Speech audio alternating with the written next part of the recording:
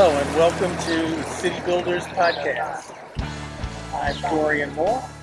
Mark and Nikita, And Archive DS. and we're here today to pick up on a conversation that we had previously regarding the General Motors move from its Renaissance Center home to a new location and what the implications are of that move. So we want to talk a little bit about what we think the future of that building is and what the impact that move is going to have on the downtown in general. First, I was going to say, if you hear a little bit of background noise, we're here at Campus Martius, and then behind us here, or behind the camera, is the water rolling off the granite, so it's a little bit of a background noise. So hopefully that won't come in too much, but it makes it a bit kinetic. Yeah, but as city builders, we like being out in the environment, and Campus Martius, of course, is constantly noted as one of, if not the best public space in the U.S. Yeah. So I think it's great to be out here. So the Renaissance Center, we obviously were. I don't know if we were that shocked that something has been cooking over the Renaissance Center after COVID. A lot of the space has been used differently. I'd say less used than it was. So we knew that there was likely going to be some thought about doing something, and then we got the word that it was going to be changed. So we know that. And the big question was, what's going to happen for the future? Right, and it's significant because as you think about it, this is like a big victim of the work from home phenomenon. And it's a way to look at it. And it's I think what we do with this kind of massive structure is going to say a lot, because it's an example, multi-building scale of what's happening in a lot of these large office blocks from the 70s and 80s, when instead of building smaller, discrete office buildings in downtowns, we started taking up whole city blocks and building massive structures. So now the question is, what do you do with something that's big? So I think there's been talk about demolition. Generally the project, even though it was built in the mid 70s and it's been around a long time, but it's been well kept. It's been obviously one of the biggest corporations in the world has owned it, kept it in pretty good shape. So I don't think it would be considered a decaying and abandoned building of some sort, which I think you'd start thinking about those in terms of demolition, but clearly that's not what's happened here. These buildings are generally pretty functional. You have the 4 office buildings, the hotel in the middle that's actually, from all indications, is doing rather well. It's a Marriott currently, and it's been doing well. I think it's very, very big. It's the biggest hotel, I think, in the whole state. I think it's 1,200 units right now, 1,200 rooms. But there's a lot of need for hotel rooms in the city, so I think it can continue to be that way. Not only is it in pretty good shape, but when people talk about demolition, the other thing that I always think of is how complex that would be. Yeah. Because we know that the center of that is this gigantic multi-story atrium where all the buildings come into this big space, and they're all integrated into this giant podium that holds all this space and all this activity and layers and convention breakout rooms and large ballrooms, and there's all kinds of things going on in the center of these 5 buildings. I think that the idea of dissecting part of that is really, really challenging. So I think you either have to demolish more or less the whole thing, or I think you have to figure a new way to use it. That's my take on it. Yeah, I would agree. I think finding new uses or new ways to use that property is important. And you also have to look at it as an opportunity to right some of the wrong. In my mind, it's really that connectivity back into the rest of the downtown. And now is the time to take advantage of the opportunity to reprogram it so that it builds off of the momentum that's happening in downtown from housing and entertainment, and try to make it try to make more of a connection across Jefferson Avenue into the rest of downtown. So it goes from becoming an island to becoming a destination that it integrates into the waterfront, which it's trying to do with some of the recent renovations. But similarly, on the north side, it needs to integrate back into the city. Definitely It's got not to do there two yet. things. And so there's a lot of complexities because the more you think about, you have this hotel that's active and doing relatively well. You have the two side towers, which are the smaller 21-story towers. Right. They're owned by a completely different group. Right. So, but they're connected to the whole complex. One of them, I think, is mostly office. The other is I think it's being looked at as with an alternative use as well. So there's already some different dynamic conditions there. And then you have the four towers around the center hotel that are in some level of occupancy or vacancy. You've already started sort of the discussion about the urban connection, which I think is, what you said is actually right on line with my thinking. And I think we need to elaborate. And I guess we should, why don't we talk a little bit more about the urban and then talk a little bit about some of the buildings after, because I wanted to go back to the discussion that we constantly hear about the challenges of making office to residential. Right. And for example, or other things, whatever it is, turning it from office to anything else. But office to residential is the common one. There's a demand for residential. So how do you take these buildings and turn them into an office? So I think we should talk about that in a minute. But going back to your point about the context thing, I mean, I think if you look at the urban condition, all four sides are challenging. Yeah. So there's easy path that, we'll just build on the success here. I think the only real success has been the connection to the river, which you pointed out is the opening up of I think what they call the General Motors Plaza right now, which is a splash center, some seating, some beautiful pavers that overlook the Windsor skyline and the river. That's a very positive thing. And then, of course, the connection to the building is the big winter garden that was done. It gives it a real, I think all of that is generally successful. And the connection to the water has been dramatically improved from what it was before. So I think if there's an area where we could build on, it would be there. Wouldn't you think that's one positive of all that? But still some challenges because the waterfront is still in need of more development adjacent. But also that brings up the point that we always think about the access to that waterfront from the winter garden space. But it actually needs to also be accessed from all the way to Jefferson. The east-west connection from Jefferson needs to be an exterior experience also. Yeah. And right now on the one side it's the tight area between the parking garage and the hotel drop-off and the tunnel area. That's on the west side. On the west side. Yeah. On the east side, it's sort of a dank area. That's putting it nicely. Between two parking decks that has no life to it.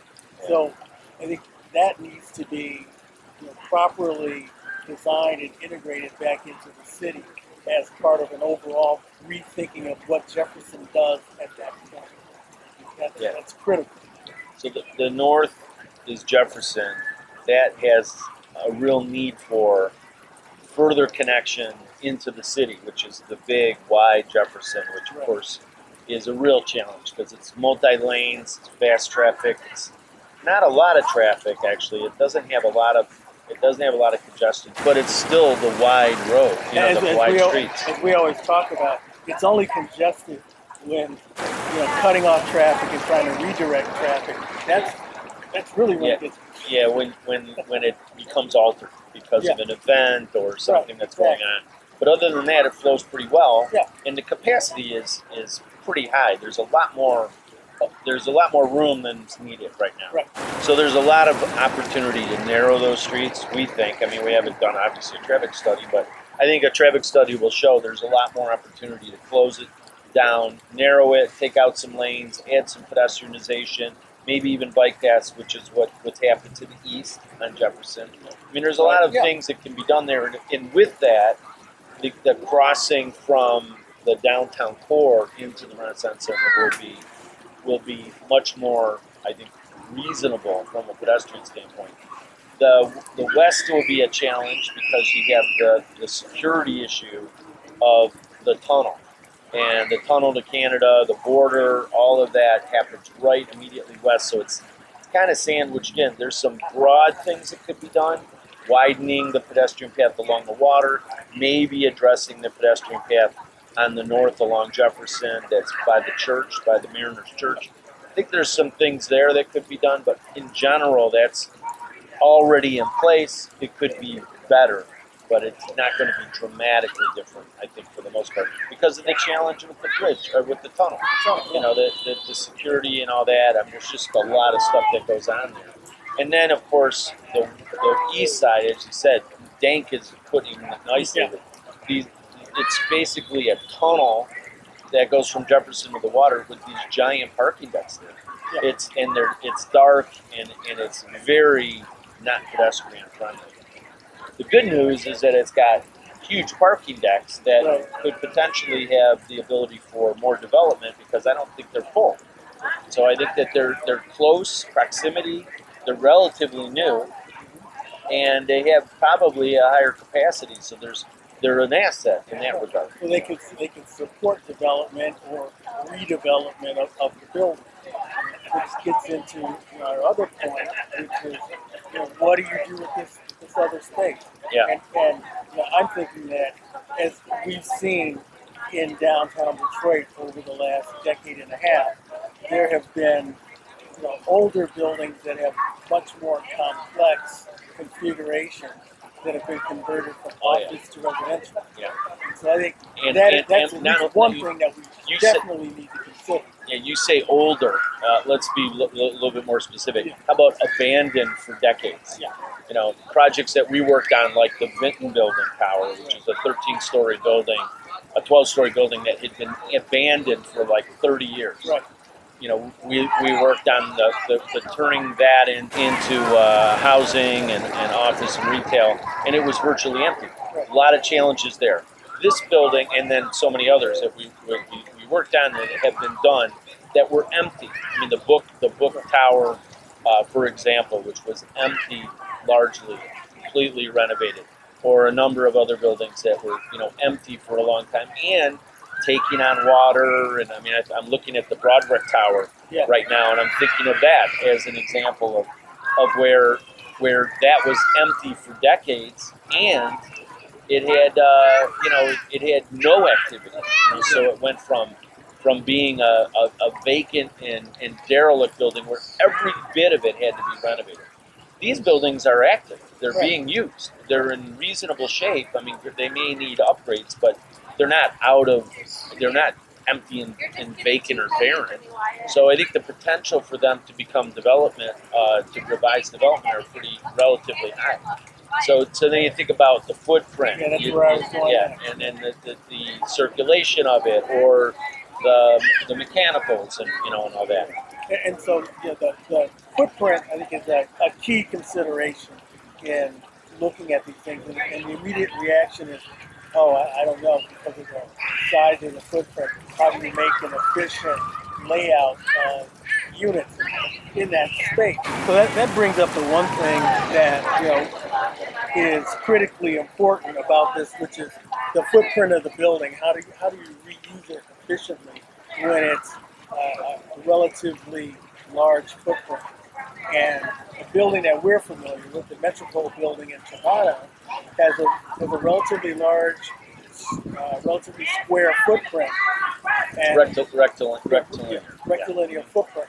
And I think one of the learning experiences from that is that you have to deal with the perimeter, of course, with units, but also how do you creatively put in the elevator core, stairs, the electrical, and storage, maybe combine that into the center of these wide floor plates in order to make them work relatively efficiently. Yeah, and I envision some really dynamic and interesting opportunities in those buildings. And I think, for one, we think that not all 4 buildings would logically have to be converted. Correct. So I think you likely have maybe one or two that would maintain an office use, maybe even altered to some degree. But I think that they could definitely. Each one is about 500,000 square feet, so it's a lot of office space. But I think you could easily see how one or two or whatever, or maybe parts of them can be maintained as office. So I think that's a solid base to work from. Then you have maybe one or two that could be converted into something else. I envision the floor plate, which I don't think when you look at the floor plate, I'm imagining how things can be done, and you have opportunity to carve out areas in the floor plate. They have outdoor space, so you could have a unit that all of those floors have great views, right? And they're phenomenal views of the city, of the river, of Canada. I mean, it's just incredible. And the fact that they're separated from the downtown, you have these great views of the downtown. It's just, I think the uniqueness of that, and they're very tall. They're about 40 stories each. So you get great views, heights, unique views. I think there's a lot of really positive things about that.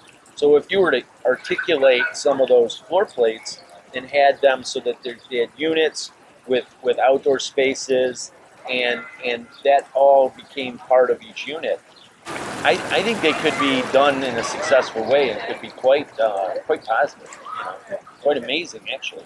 If it's not done correctly or sensitively, it's just going to be a different version of an internalized structure where you're focusing everything in, and you create the quote unquote city within a city concept, which I think is the exact opposite of what this opportunity is. Right. This opportunity is a way to use that space creatively, as we were saying, but also bring it in and have it contribute to downtown as opposed to being its own thing. And yet it's tricky, but that's the kind of study and that's the kind of thinking that needs to go into it.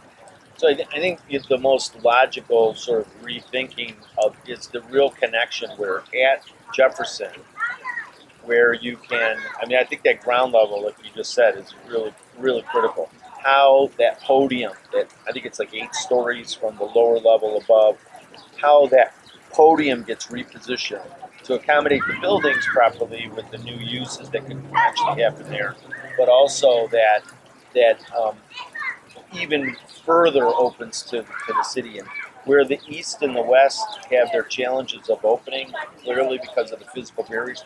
The north, being the Jefferson side, it still has, I think, great potential to open much further than it is. And if it were to open kind of like the riverside, like almost, for lack of a better sort of description, almost another winter garden that faced the city, that you could enter in and be in this great space where you could see what's going on, and then see the other winter garden in the river from there.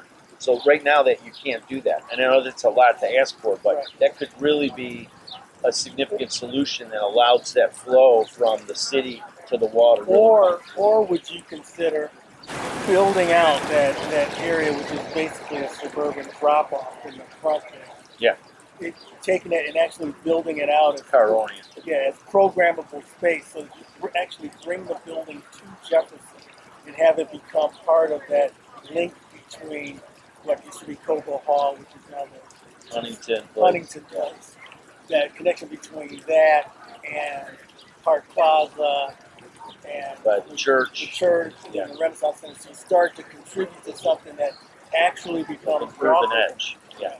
Create an edge. That's the other way to look at it, and that's going to be a big expense to do that and a big programming effort. But it's possible that could. Yeah, and I was just thinking about it as you were saying that.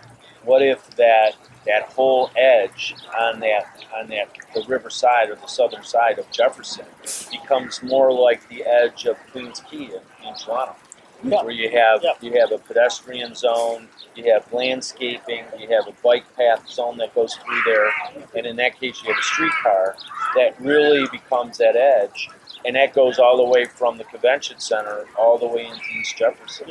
In the riverfront to the east. You have enough sidewalks. Yeah, there's plenty of room to do it, especially if you take some of the spaces out there. So anyway, there's a lot to think about. I think that you don't demo it unless there's some findings with the study that says it's there's really big considerations that we're not aware of. But I think there's too many positives to take away the whole building or whatever. But I think you have great things to work with, and I'm just sort of summarizing our thoughts on that.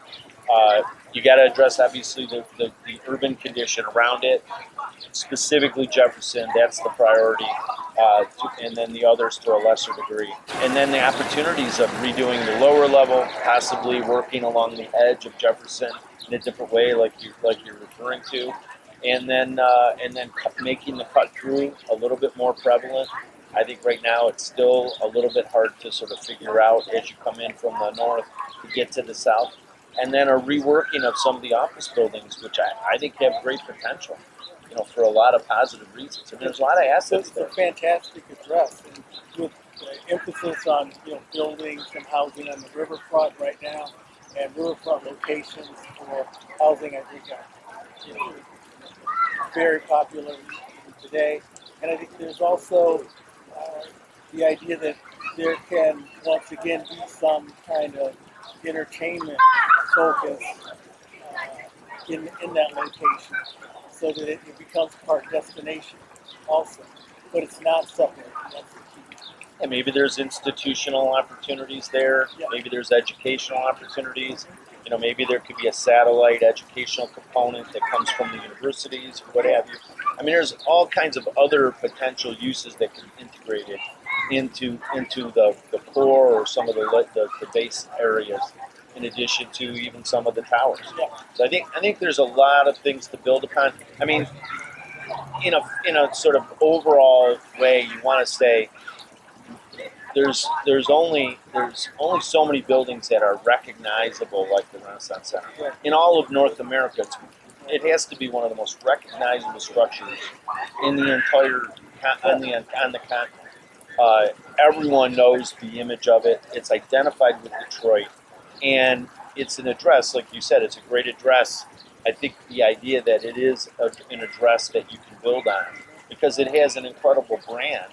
A lot of people, have come through it and know about it, and are aware of it. So I think you build on the positives that are there: location, brand, identity, iconic nature. There's a lot of things to build. And I think just got me thinking about this. You still, no matter what happens, you keep the name, because it's something that has evolved from the original meaning of Renaissance Center to the meaning of it when GM bought the building and moved in and started to transform it to what it will mean now, moving forward, a different kind of Renaissance in the city. And so I think from that standpoint, that name has a lot of historical significance. Yeah. So I think it covers a lot. Yeah. We'll have to see how it all comes together, Yeah. and We'll be here. we'll be here, and and maybe we'll be involved. You never know. yeah, we might be involved. And if not, we'll definitely have some commentary once it's done. Along the way, as we already have a number of different media outlets. And with that, I guess we wrap up and say, as we always do, walk the streets.